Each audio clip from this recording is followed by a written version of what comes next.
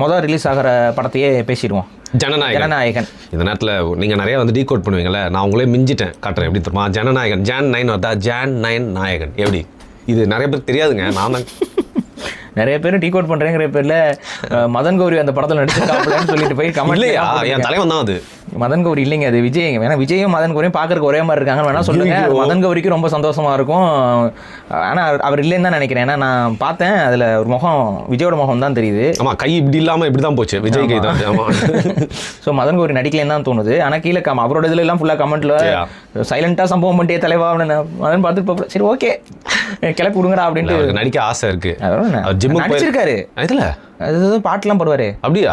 Gym கொண்டதுக்கு போயிருக்காரு. அதில் ஒருத்தர் ஒரு சினிமா பிரமுகம் வந்து போயிருக்காரு ஜிம்ல எக்ஸசைஸ் பண்ணிட்டு. இவர் போயிட்டு வந்து இவர் நடிப்பாசை டெய்லி போயிட்டு சொல்லிட்டே இருந்திருக்காரு. அந்த ஜிம்மை விட்டு அவர் வேற ஜிம்ல போய் சேர்ந்துட்டாரு. இதை அவர் கேட்டு பர்சனலா சொன்னாரு. சரி சரி, நடிக்கணும்னா நடிக்கட்டும், ஒன்றும் பிரச்சனை இல்லை.